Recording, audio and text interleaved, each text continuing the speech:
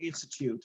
As you know, the Institute was launched about 3 years ago with the overall goal of trying to understand how the environment collectively affects our health in all its aspects. And certainly having healthy air and healthy water and healthy soil is an integral part of how we view health and how health is understood in our new vision of health.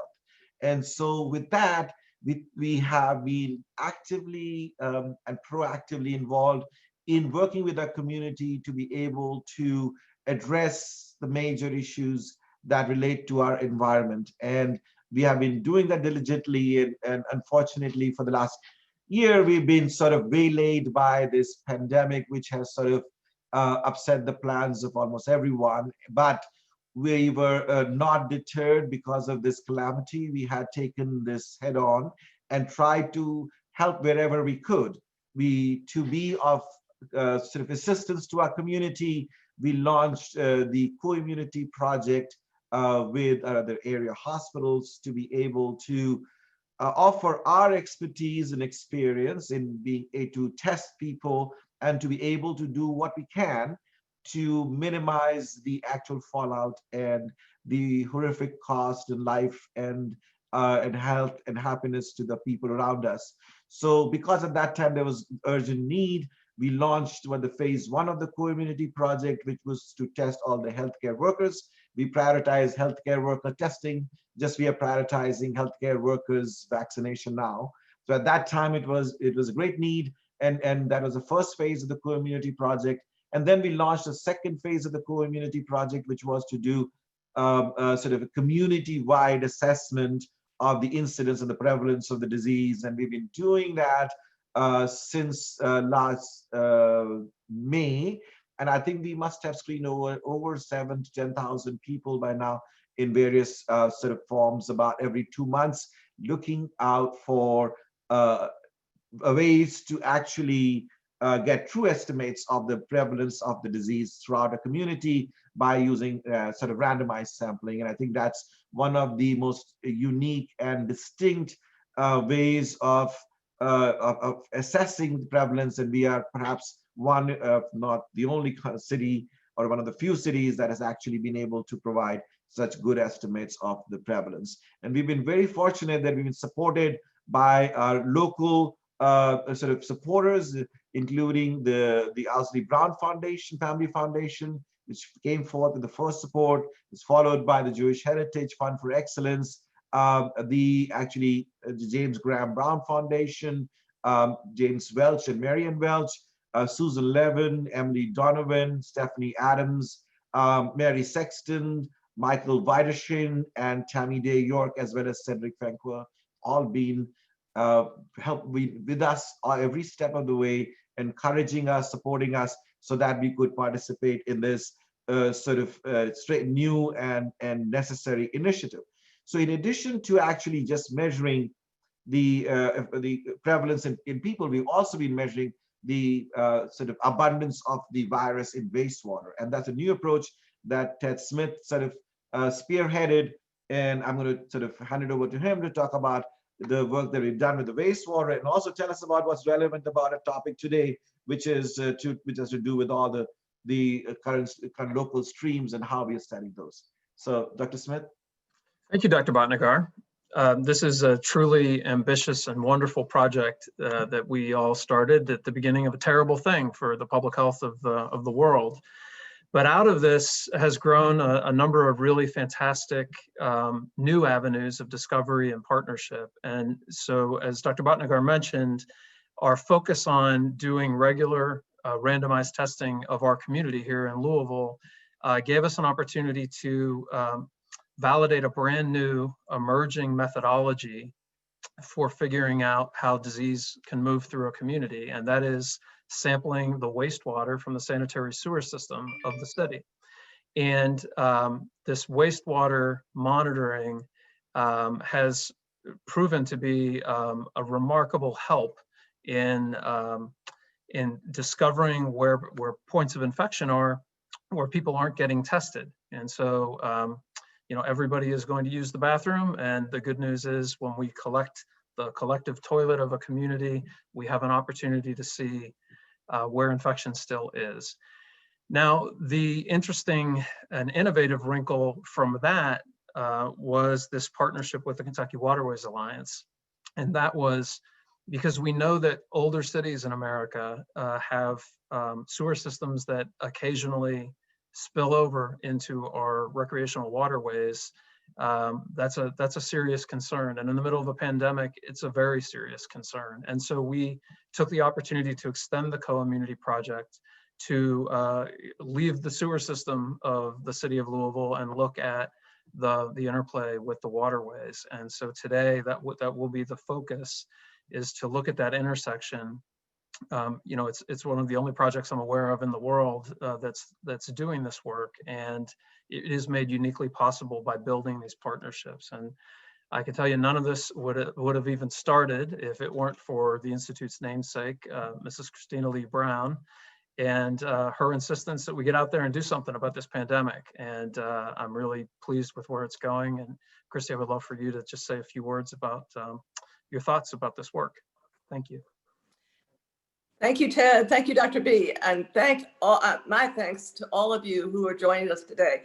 It's an extraordinary number of people who obviously are citizens who care deeply about the health of our world. I would like to just say quickly, I'm here with Ambassador Todd Sedgwick, who will speak in just one second, but I would like to remind us that this afternoon at 5:30, our nation will be realizing and honoring those tragic numbers. I believe 400,000 people who have died because of this pandemic. And frankly, the 20-some million of us, including Todd and Christy, who were diagnosed early on with this terrible virus. And so I hope that you will join the nation in lighting your own candle this afternoon and saying a prayer for all of those who have become victims. And I want to thank all of the Envirome Institute and Louisville for becoming such an important urban laboratory. And now, Ambassador Todd.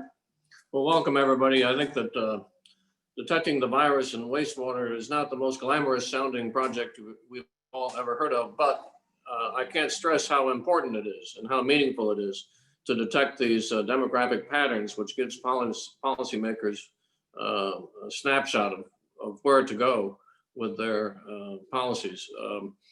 I think it just came across the ticker as we speak now that the pandemic has claimed more than 400,000 lives, which is a shocking number. And so the implications of what you all are doing couldn't be more important.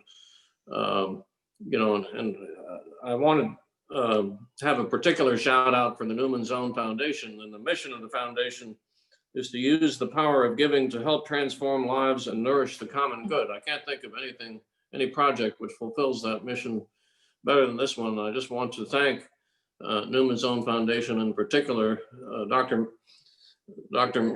Miriam Nelson, who's joining us here, and also John Everett, who's on the board of the foundation, for their extremely generous support. Really, this project could not have taken place without their support. So I want to thank you both, and with that, turn it over to Dr. Nelson. Well, thank you. It's an honor to be here and to offer remarks after Ambassador Todd Sedgwick. So thank you very, very much. And to be able to sponsor this conference hosted by the Christina Lee Brown Envirome Institute at the University of Louisville. As an academic, that's where I've been for the last 35 years. It's wonderful to be able to support something like this. So my name is Miriam Nelson, and I'm president and CEO of the Newman Zone Foundation. And I was first introduced to the work you're doing at the Institute by a former long-term board member. And so thank you. And I think that the reasons that our board member was so interested in the work is because of your truly transdisciplinary work. through your unique partnerships. And just even hearing the first 5 minutes here, I can understand that unique partnership and how transdisciplinary the work that you're doing. I hope some of you are familiar with Newman's Own. We're a company that was founded in 1982 by the actor and philanthropist Paul Newman to make great food. And after a first successful year of selling salad dressing, that's where it all started, Paul and his co-founder, A.E. Hotchner, decided to give it all away. So talk about moral capitalism.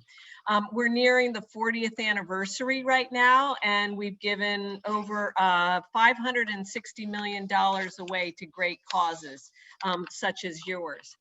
So I see the work, and I hope we give another 500 million and even a shorter distance, 500 million in a shorter distance. So I see the work of the Institute as critically important, especially during this time of COVID. And it is such a mile mark now with 400,000 people in the United States. I think about when I talked to a colleague of mine back in March, and he asked me, I come from the public health world, and he asked me, what's your estimate?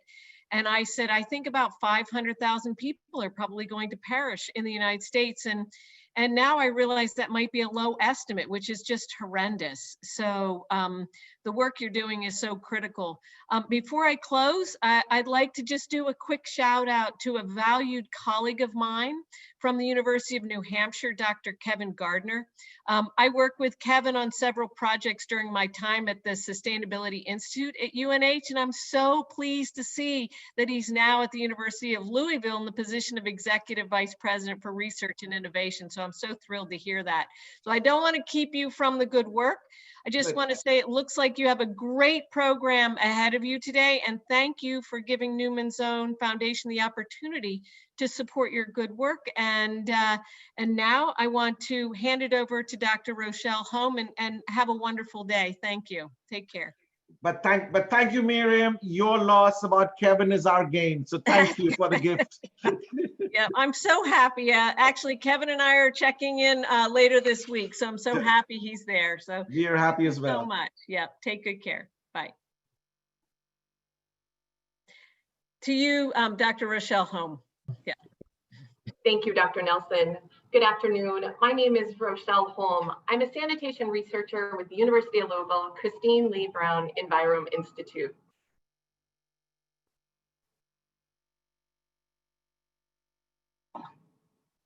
I hope to share with you today about how the field of wastewater-based epidemiology is part of the data being used by public health officials for tracking COVID-19 in Jefferson County and around the world.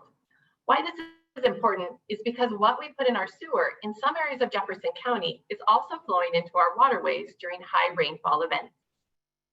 The team at the Envirom Institute is leading the co-immunity project for severe acute respiratory syndrome coronavirus 2, SARS-CoV-2, which is a virus that causes COVID-19.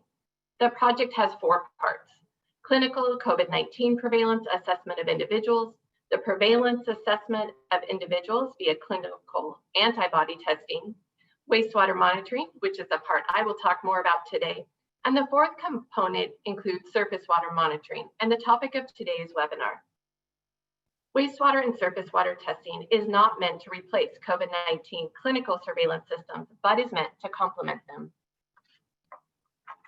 Let's talk basics when looking at stool samples from the community. The application of wastewater-based epidemiology is not new. Sewers have been used for monitoring, including illicit drug use, polio, hepatitis E, and HIV. Instead of taking individual stool samples, by taking samples out of strategic locations in our existing underground citywide sewer lines, we are able to collect a stool sample that represents many individuals and households as a glimpse of what has gone down the toilet the last few days. SARS-CoV-2 can be shed in the stool of individuals with symptomatic or asymptomatic infection. Therefore, wastewater surveillance can capture data on both types of infection. But whereas a close relationship between stool and wastewater samples has been reported for polio, this is less closely established for SARS-CoV-2. How do you look for SARS-CoV-2 in the sewers? The wastewater lab method we used was developed by the University of Louisville, learning from other work nationally and globally while adding in our own innovation. It uses an RNA extraction and detection of SARS-CoV-2 using methods nearly identical to the methods applied to clinical nasal swab samples. However, it is not a determinant of infectious virus. These new lab methods for SARS-CoV-2 are much more high-tech than classical wastewater and surface water monitoring, moving away from more general bacteria parameters such as E. coli. These newly developed SARS-CoV-2 lab virus methods allow a more contemporary approach to study environmental and biological questions related to human health and disease, including specific human fecal inputs such as PMMOV, cross-assembly phage, and RNase-P. Let's jump to stool being used for tracking SARS-CoV-2 here in Jefferson County. We started collecting sewer samples in May. We currently are looking at 12 sewer neighborhoods, which cover most of Jefferson County and each of the 5 treatment facilities operated by Metro Sewer District for a total of 17 sites. Importantly, our wastewater testing is done to align with the corresponding co-immunity locations overlapping the randomized individual prevalence study in each of the 8 different community zones. Sampling personnel from MSD set up a portable automatic 24-hour composite sampler for us, with tubing reaching down into the sewers to collect a small volume of sewer water every 15 minutes over a 24-hour period. But how do our sewer and our waterways mix? Through combined sewer overflow. In Jefferson County, the sewer system contains active elements that have been in operation for over a century and combines rainwater runoff, industrial wastewater, and household sewage into the same pipes among most of the network. These older systems were originally constructed in a gravity design, and that allowed surface release when flows exceed the capacity of treatment facilities, such as during high rainfall events, making waterways temporarily unsafe. Here's a video of a recent sewer release into Beargrass Creek after a high rainfall event.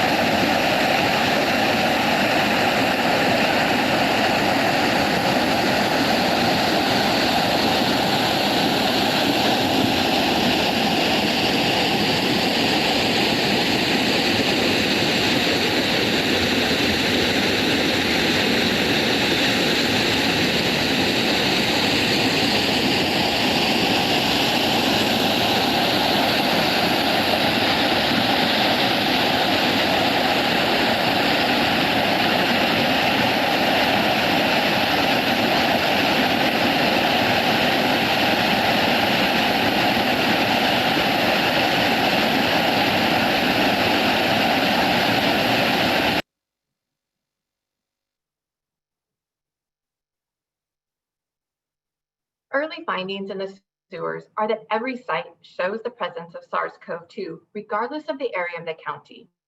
As part of this project, we selected KWA waterway sites, which were adjacent to our wastewater sampling sites, where there was frequent sewer overflows to understand the probability of SARS-CoV-2 presence.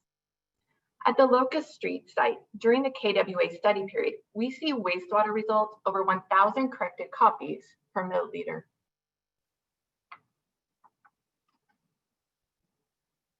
Although the Newburgh Road wastewater results during the KWA study window are lower, several sample dates have results over 100 corrected copies per milliliter.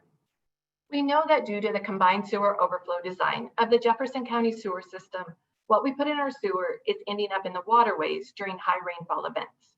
To date, wastewater is not a known transmission pathway for COVID-19, but the threat is not removed until we don't have sewer overflowing into our waterways. I now would like to hand over to Dr. Sluss, the director of the master's degree in interdisciplinary studies in the School of Interdisciplinary and Graduate Studies and the Department of Urban and Public Affairs, to talk more about the waterways studied. Thank you. Okay, thank you for that, Dr. Holm. And I'm working on sharing my screen. Of course, it always takes a little bit.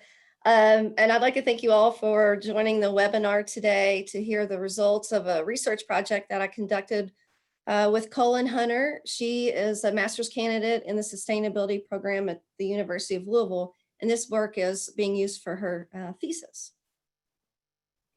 And I will be presenting the presence of SARS-CoV-2 in surface waters, specifically two forks of Beargrass Creek that receive untreated sewer overflow inputs. So I just wanted to point out a few key terms because we are truly looking at the intersection of the built and the natural environment when we look at these combined sewer overflow systems in Louisville. And so here we have a combined sewer overflow. This is on the South Fork of Beargrass Creek. And I wanted to point out the ways in which water can enter the creek in this urban environment. So we have upstream flow that is existing, kind of the pre-existing ambient antecedent conditions that are in the stream from the CSO during after a high rain event or a spate, I might call it that from time to time. And we have both stormwater and untreated wastewater that is released. And then we can also have overland flow of surface water that runs off the watershed or the land adjacent to the stream. So our objective was to quantify the presence of SARS-CoV-2 in Beargrass Creek based on the knowledge and presence of untreated sewer overflows. Our logic was we knew that streams in Jefferson County receive these overflows, and it was likely that we might find SARS-CoV-2 in these streams. We picked two sites, and they were based from the Envirome Institute's existing sites with through their partnership with MSD. Also, access was important, as well as known recreational use, especially at the Big Rock site on Beargrass Creek in Cherokee Park. And we predicted that we would find SARS-CoV-2 after rain events, also known as spates.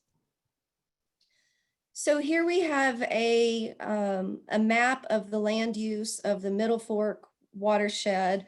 And again, that's the land adjacent to the stream where if rain falls, it will eventually enter the stream.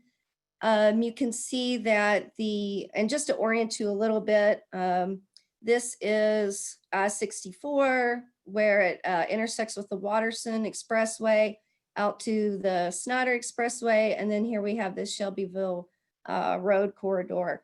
And as you can see, most of the land use of the watershed is single family residences, followed by rights of ways. And important to note here is the percentage of parks and open space in this watershed. We can see Tom Sawyer Park up here, as well as Cherokee Park, Olmsted, and our metro parks. Now, the South Fork has also has the intersection, also has the Watterson Expressway running through it, and we can see parts of the downtown area included in the watershed. These watersheds are approximately the same size. The South Fork is only about 1.5 miles, 1.5 square miles smaller in area than the Middle Fork. And these dots for both sites, that indicates our sample sites, the Kentucky Waterways Alliance sample sites.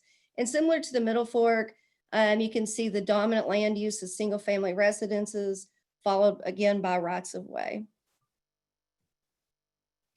So here's just some fun pictures of our sample sites. This is pretty cold sampling in December and January. And of course, we were wearing PPE to protect ourselves while we were sampling. And here is Colin sampling. Love to see the U of L hat there. We also sampled water quality variables with our HydroLab water quality sonde, and that's what this is at the Big Rock site. Now, this site is, this portion of Beargrass Creek that we sampled is fairly shallow and wider than our South Fork side. So on the South Fork side, you can see the large CSO gates. It's a little bit difficult to see, but it's deeper here. We would have needed to wear waders to get into the stream, and there's very steep banks. Joe Creason Park is on this side of the stream, and then we have Newburgh on the other side. On one of our sample dates was a very high flow event. It's probably, looking at the data, the highest discharge event for all of 2020.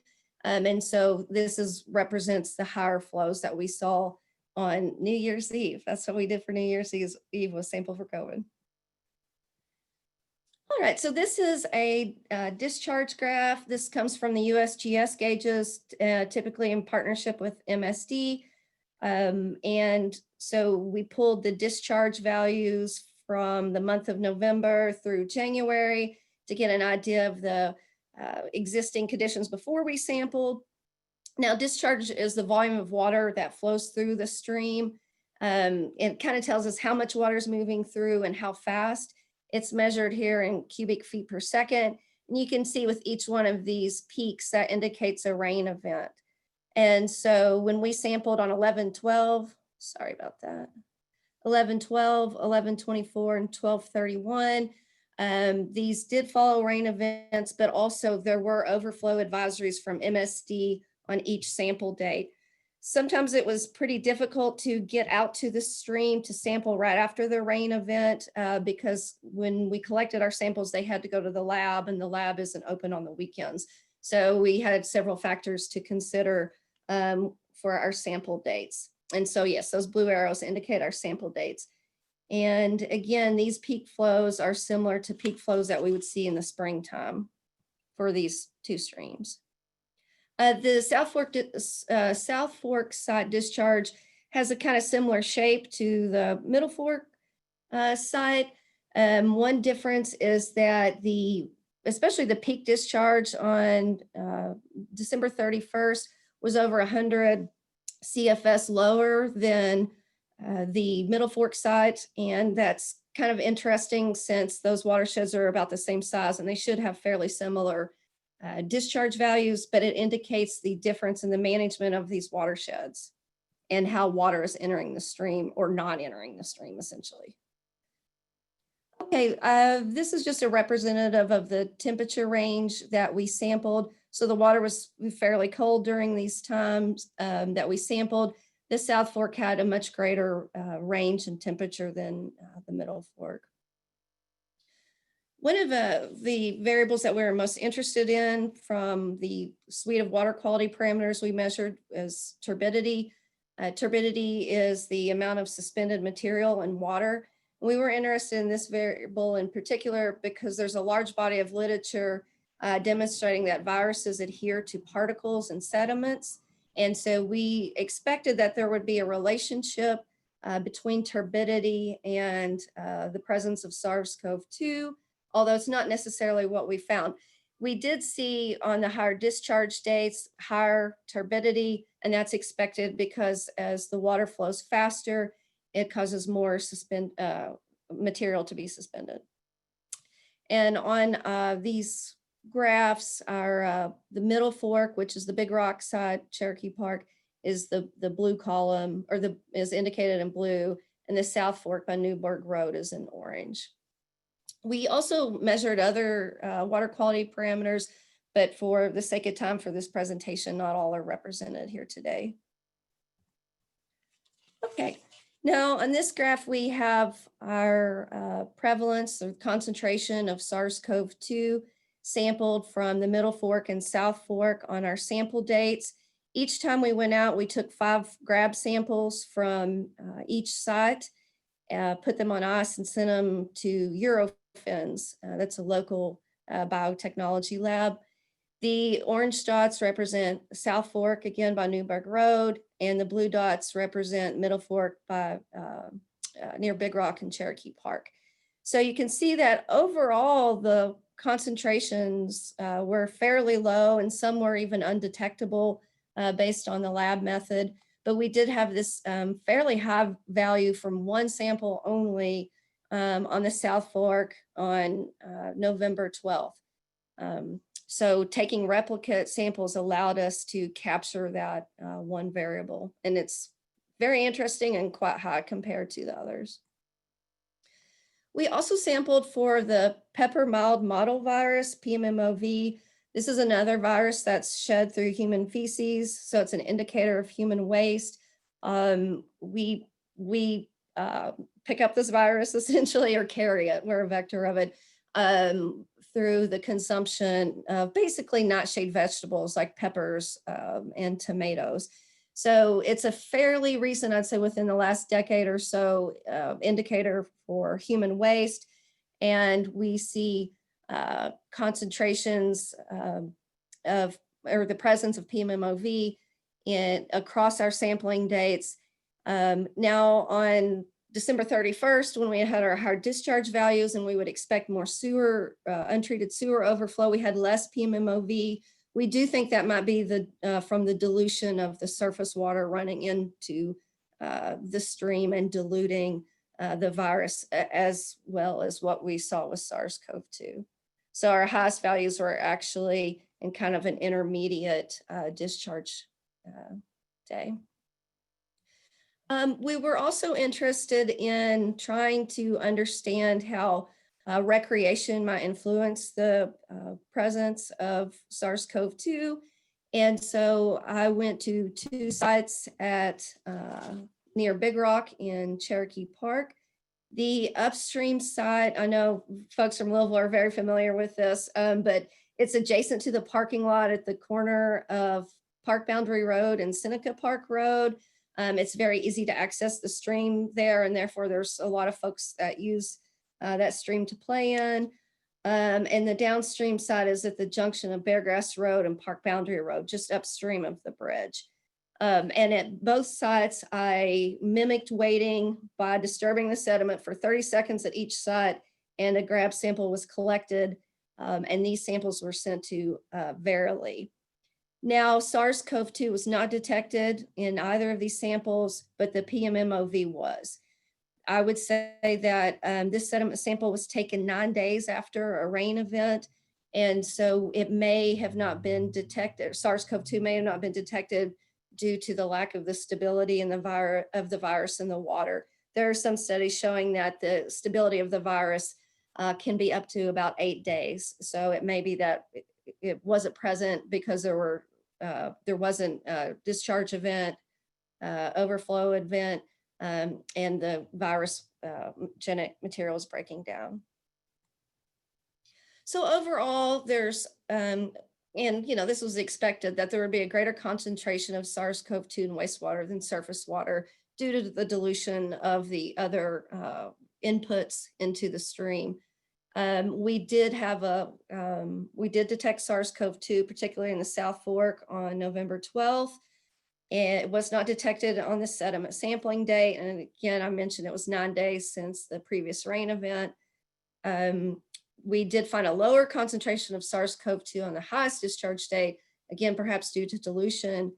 PMMOV, again, indicating human fecal matter, was consistently present in the surface water samples. We did not measure for E. coli, but that is, of course, thought to be present during these times too, and is a known pathogen for humans. And really, we are interested in collecting more data to understand the relationship between water quality, stream sediment type, whether it's clays or organic matter that the virus may be adhering to, and the presence and persistence of SARS-CoV-2 in aquatic systems. And so after this work, we still have many questions. And again, looking at how does water quality and sediment type affect the presence of these viruses? How might these viruses differ between watersheds with different land use and community infection rates? And are these viruses detectable in other aquatic systems that may receive untreated sewage, where there might be a failed septic system or straight pipe, and that there also might be other recreational areas that we're not as familiar with, where recreational users might be exposed to raw sewage. Big Rock is so popular and well known, but there may be other sites in the community that we're not as familiar with. And also, we will receive data from MSD soon to know exactly how much untreated sewage was released on those dates when we sampled. So for everyone, really, you should check MSD, check the MSD website for overflow advisory alerts and avoid contact if there is an advisory. This is their website, and I did a little screenshot of it. If there is an advisory, there will be an alert at the top of the page. And if there is an alert, you should avoid contact. Regardless, even if there is an alert, you should always wash your hands after contact with surface waters. And as individuals, it is important to reduce wastewater and stormwater runoff to prevent overflows, particularly in light of extreme weather events that we are already experiencing due to climate change. And I would like to thank Newman's Own, KWA, the Owsley Brown Family Foundation, the Christina Lee Brown Environment Institute, and MSD. It's truly an amazing partnership, and we're supporting the work of a student so that she can graduate and obtain her master's. And what I'd like to do now is to turn it over to Ward Wilson. He's the Executive Director for Kentucky Waterways Alliance. Thanks, Tamara. Hi, I'm Ward Wilson. I am the Executive Director of Kentucky Waterways Alliance. We are a nonprofit organization headquartered here in Louisville, and we're working all across the state to protect, restore, and celebrate the waterways of Kentucky. We took on this project because we're concerned about the health of our waterways and the health of the people that swim, wade, fish, paddle, and otherwise use them. A foundation of our mission is our firm belief that all Kentuckians have a right to enjoy our waters. This partnership between university researchers and our nonprofit, as well as wastewater and public health agencies, has been a great collaboration for us. We're already looking and talking about other ways to combine the research might of the university and our connection to waterways and their users. We're so thankful to the Owsley Brown II Family Foundation and Newman's Own Foundation for getting us this far. We've got funding left to support one more round of testing and for the reporting of our results.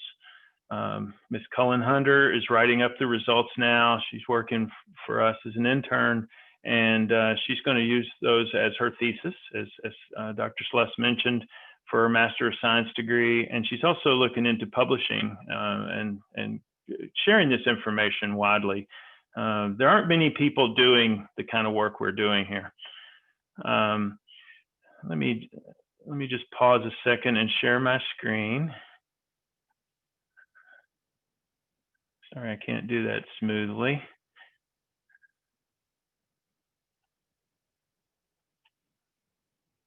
All right. And I just want to also say that although we've got some questions about the research, as Dr. Csos mentioned, we know enough now to take action on this. Besides SARS-CoV-2 virus, sewage overflows carry a lot of waste into our streams. And with untreated human waste, we have pathogens, there are solids, there's antibiotics, pharmaceuticals, nutrients. We know these are problems, and we know we can act now.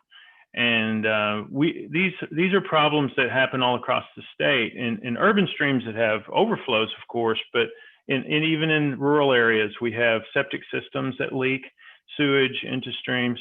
So it's a problem potentially anywhere that we have human waste reaching our streams. So what do we do about it? Well, we know how to clean up streams. We've done it. We start out realizing that the waterways are a reflection of the lands that drain to them, their watersheds. So our approach to that is to educate and engage with the public to form watershed groups, people like you that want to do something to protect and restore their favorite waterway. Then we bring in government partners, researchers, public and private funding that we need to assess the problem, we plan solutions, and then we do the work. So KWA has the experience and the connections to do it, but we can't do it without local support. People who will bring the passion and energy to the work, who really care about their stream, that they feel a connection to. And frankly, we also need political support, and that needs the local populace being involved too. So what can you do? I assume you all care about waterways and love them. Well, just starting with Beargrass Creek as an example, people might say, well, MSD, Louisville MSD is our local sewer district. Well, they're responsible for the overflows, right? Well, yes, but yes, MSD is conducting the largest infrastructure project the city's ever done. And they're in the final phases of it. They spend hundreds of millions of dollars. But frankly, they still can't do it all because the problem keeps getting bigger, because the problem starts with stormwater.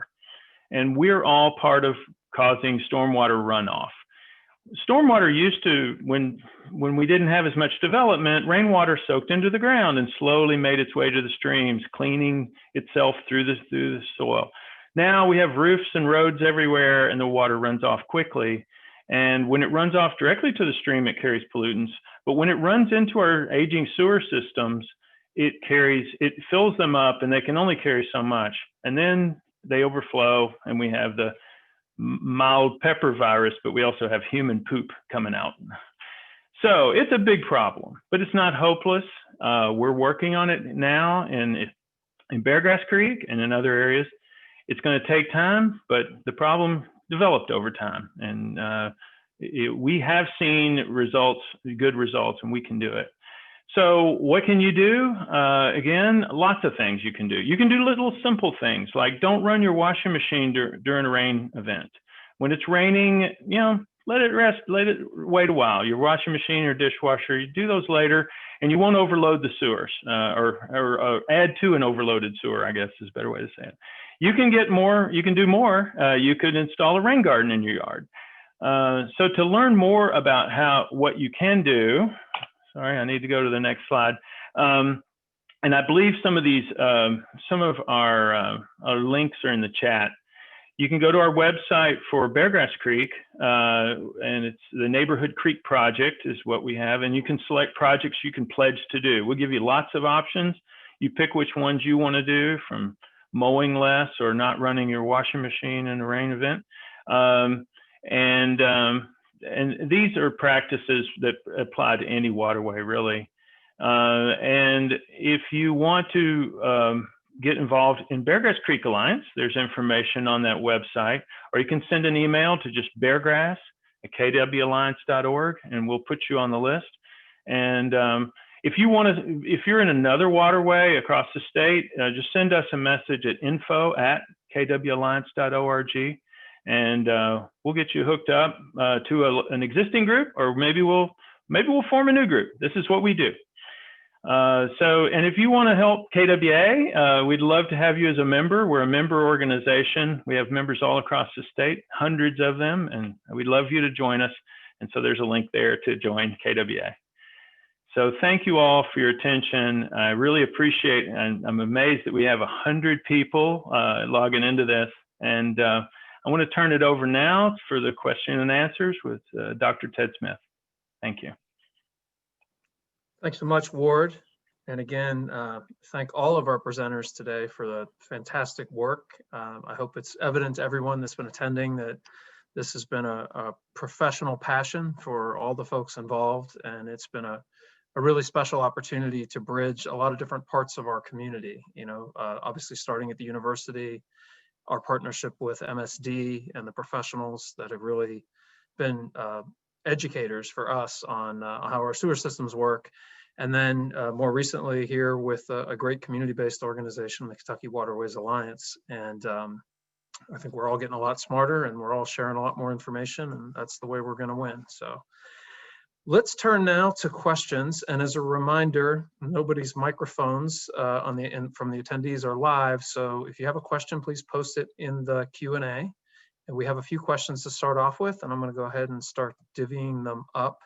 The first one's kind of a hard one. I'm going to give it to Ward for when will the mandate to eliminate CSOs be completed? I think you partially answered that. Maybe it's never done, but when's the mandate done? Well, I guess I wish I knew the exact date of the end date of the consent decree. There was a consent decree, which is an agreement between the state and US EPA and Louisville MSD that said they had said you've got to stop these sewer overflows. And I believe we're in our final couple of years of it. I do know that sometimes those last years get extended, but I would say we're probably 80% there by volume. There's going to be a big chunk of sewer overflow taken care of in the next year, in this year, when they open up the tunnel. There's a tunnel under Louisville that's going to hold a lot of sewage. So. Great. Thanks so much for that. We've got a technical field question for perhaps Dr. Sluss, and it's just a question about how much of that surface water was collected to do this analysis for SARS-CoV-2. Right, so it's a fairly small sample volume if you think about the entire volume of the creek, 500 milliliters per sample, 5 samples per site. But this is a measure of concentration. So it helps because we're not looking at total amounts. But I would say that it would be better to have more samples than what we have collected. You know, always more data are better. So. Great, thank you so much. So we had some questions sent in earlier by Courier Journal reporter, and I can answer some of these. There's a question about the fact that we announced this work of doing wastewater surveillance in the sanitary sewer system earlier this summer, and the reporter wanted to know if that's still going on, and you know, what the plan is. And so yes, we have been continuously sampling across the county in the sanitary sewer system at those locations that Dr. Holm pointed out, twice a week. Every week, all the way up through the end of the calendar year, and we're ratcheting back to once a week now for a little bit. But it's been a tremendous learning opportunity. It is one of a few projects in the United States that is working within what we call sewer sheds. Those are areas that are smaller than the wastewater treatment plants, which tend to aggregate hundreds of thousands of residents. We tend to be working in slightly higher resolution areas that may be tens of thousands of people or high thousands. And that can help us get a little better clarity about where trends are moving across the county. When we launched, there's a second question that talked a little bit about how we intended to build a virus radar, you know, to sort of predict where infection would be. Again, this is in the sewer system itself. There's been a lot of evidence that this shedding of the virus in through the wastewater is sort of advanced warning for infections we'll see 7 to 10 days later in the healthcare system. And our experience in Louisville has not been so clean and tidy. And you know, this is when I say that we've all been learning. You know, we're learning what the relationship is in time between what we see in the sewers and what we see in the healthcare system.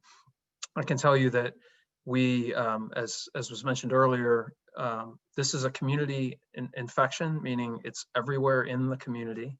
And, you know, so we have consistently seen in every sampling point at every time we have tested since June, some amount of virus across the county.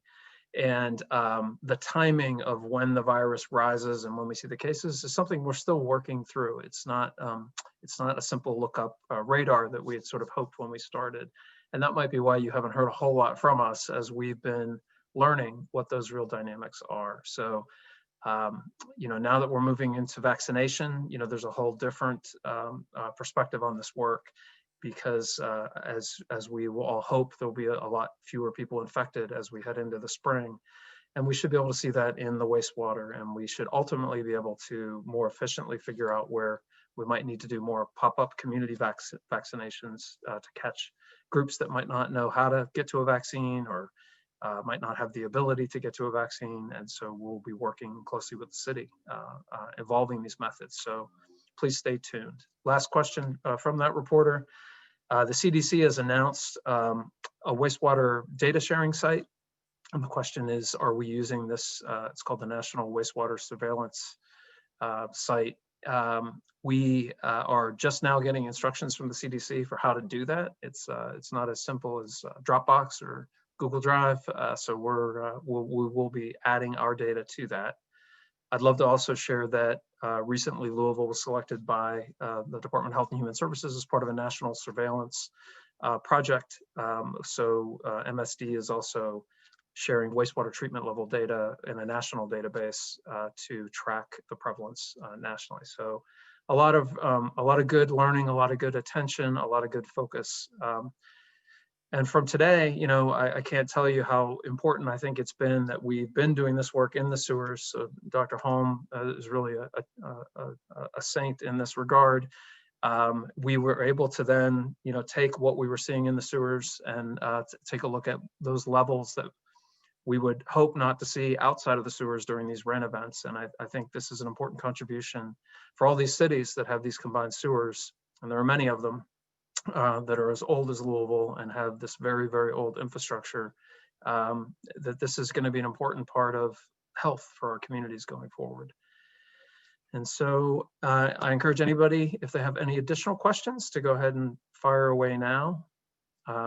I've been trying to become somewhat expert at communicating some of these things about this project, and I just want to recap something that Dr. Holm mentioned earlier, which is, though we can detect fragments of the virus in this surface water work, there is no evidence at this point in time that infectious virus is present. So really what we can say is we're finding parts and pieces, fragments of the virus in the surface waters.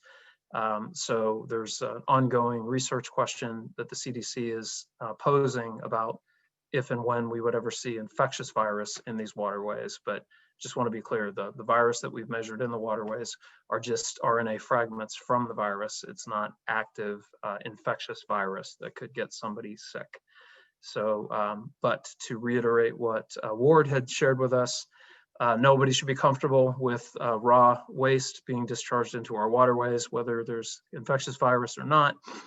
And so, you know, we were all alarmed to see these other indicators like this pepper model virus, which is shed through human feces. You know, it was found in abundance in those waterway samples, and that should be enough to give us all pause and rally to action, you know, to really protect these waterways, keep the sewage in the sewer system where it gets treated in a very scientific and good way. And only then is it safe to be discharged into any common waterways. So let's see if we have just any more questions. I see. Do we plan on sequencing RNA virus in any of the water samples? Oh, variants. So as you know, we've all been reading the same news. I'm sure that there are many new strains of SARS-CoV-2, and some of them much more transmissible than the version that we all got used to maybe earlier in the summer. And these new variants, in order to identify them, you need to sequence large sections of the genome of the virus. And we have not done that work yet, though we are contemplating how we would add that into the wastewater work right now. So the answer is no, we haven't looked for the variants as part of this work, but it's certainly something that we could do. Earlier in the summer, we collaborated with Arizona State University that did one of these massive sequencing projects, and some of the Louisville samples were in there. That paper will be coming out later this week. We'll probably drop a little note on our website when that paper is live, and you can take a look at what that looks like. The most interesting thing I saw out of that paper was samples collected near airports tend to have the most variations of strains, which I guess shouldn't be a surprise to anybody, but when you see these things, it rings true. So let's see, we have somebody from Louisiana. Welcome. Have surface runoff water ever got tested from diverse industrial areas or farm areas that are used for SARS-CoV research? I can't speak to all the other places that this work is being done. You know, I can really just talk to the work here in Louisville, which is largely, you know, residential community work. Our work with the sewer system isn't focused on industrial discharge areas. You know, we're really just trying to help public health control this. And then we have the, what is the biggest takeaway you want the general public to know? So the biggest takeaway is, in cities where our sewer systems are combined with combining stormwater and human waste, where those systems are not containing that waste to be going to treatment, there's a real reason to be concerned, and there is reason for action. And so the big takeaway is, we have been able to identify a pathway, from the sewer system into the open waterways for not only SARS-CoV-2, but other indicators of human waste. And, I'm really hopeful that, we'll be thinking about our health long after this pandemic is over, because, these kinds of infrastructure challenges in cities will be here after this pandemic is over. So I don't think we should rest until we've really solved for these great challenges. So thank you for that. And unless any of our presenters have any last remarks, we can end a little bit earlier. Again, I want to thank all of our sponsors, particularly Newman's Own Foundation, for making this particular part of the project possible. And I really hope you all stay tuned. I know Ward says he's got a little bit more gas in the tank to do a little bit more. We're hoping that we'll be able to do a lot more of this kind of work in the coming year. So thank you all for your kind attention and attendance today, and enjoy the rest of your day. Thank you.